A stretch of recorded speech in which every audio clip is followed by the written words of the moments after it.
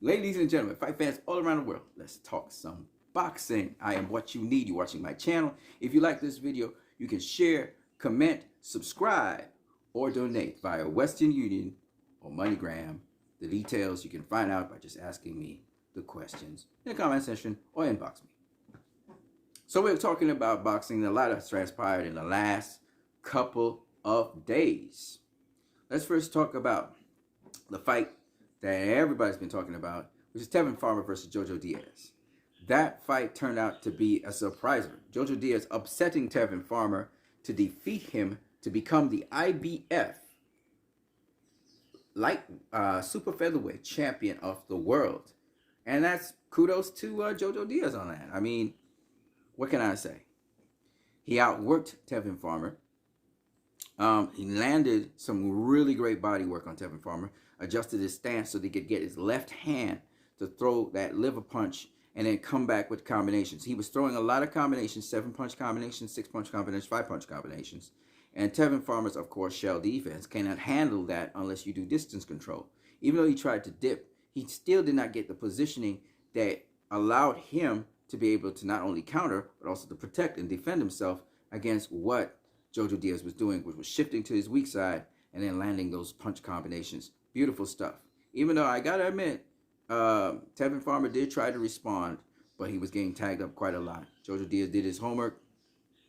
Good fight.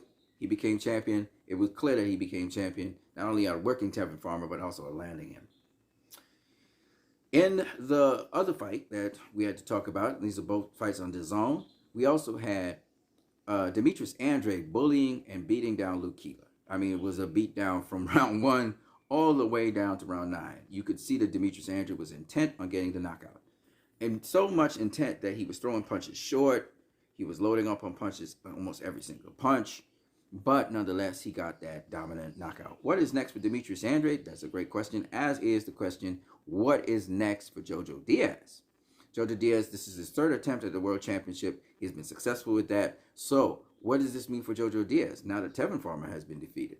Is it a rematch with Tevin Farmer? Is it moving on and having some lucrative fights as a world champion? Who knows? That's interesting. What happens with Demetrius Andrade? He shows that he can beat these guys who are not on his level. So what does it mean? Does it mean a possible fight against Jamal Charlo? Does it mean a possible fight against Billy Joe Saunders? Does he finally get that Triple G fight? Does he finally get that Canelo fight? That's a question worth asking. Let's move on to Amanda Serrano, having defeated her opponent also. And this was, I do believe this was also on the DAZN card. Well fought fight by Amanda Serrano. Looks like she's setting up to have a fight with the lightweight world champion, or the super lightweight world champion, I think she is now, Katie Taylor. So that should be an interesting fight with Amanda Serrano versus Katie Taylor. We all know Amanda Serrano can box. She's smaller than Katie Taylor, however. So that should be an interesting matchup. And she has moved, I think Amanda Serrano is the 7th division world champion. So that means she's gone all the way up to super lightweight. So it wouldn't be surprising if she went and faced Katie Taylor at super lightweight or at lightweight. Amanda Serrano having a lot of veteran experience, a lot of skills, southpaw. Reminds me a little bit of Hector Camacho. Very good style, very good boxing pedigree. So it should be really a good fight.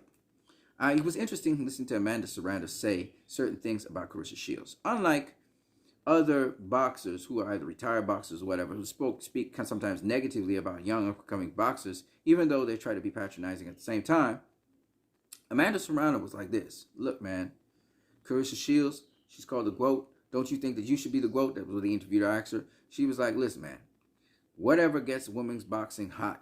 And Clarissa Shields right now, she's the one. She's done really great things in very few fights. And she had nothing but positive things to say about Clarissa Shields and was very supportive about her. And talking about how she's blazing the trail for the next generation so they can make it easier. I thought that it was a wonderful response. I hope that a lot of people take note of this, how Amanda Serrano handled herself, how she speaks about other boxers.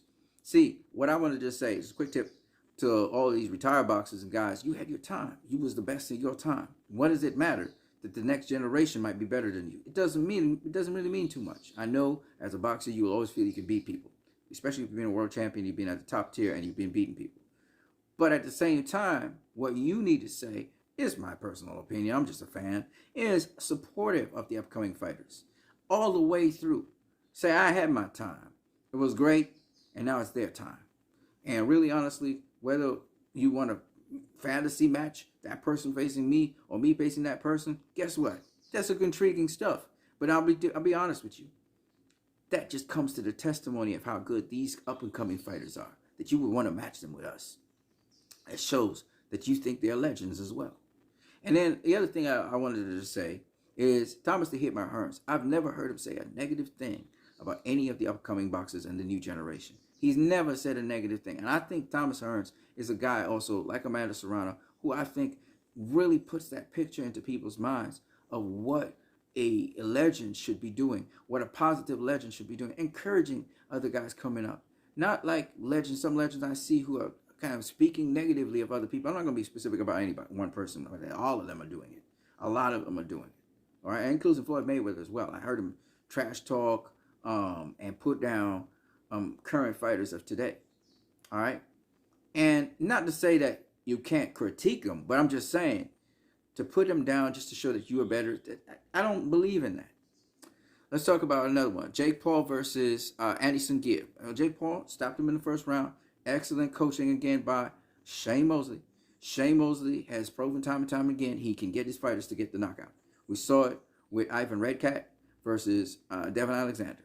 We saw him coach, who was it again? It was another fighter. It was Ivan Redcat. I was against Devin Alexander. So Shane Mosley, his dad coached, was in the corner of Ivan Redcat when he was facing Danny Garcia, his dad. Not Shane Mosley this time.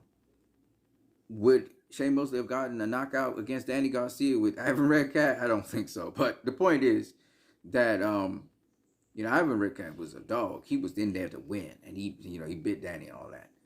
So at the end of the day, I think Shane Mosley is just like his dad, is a very good trainer, and he knows how to get the knockout out of a fighter, how to get him to drop a fighter, how to knock him out. So that's kudos to Shane Mosley. I was just thinking about that. Jake Paul, of course, did a great job. First caught Anderson Gibb and dropped him with a jab. Then the second time he caught him with a check hook. And the third time he caught him, I think, was a right hand that put him down. It really stunned him up. It was a combination, a left-right combination. And you could see he hit the canvas, and the referee was like, you know what, this is enough. This guy going to get beat the hell up, and that'll be it.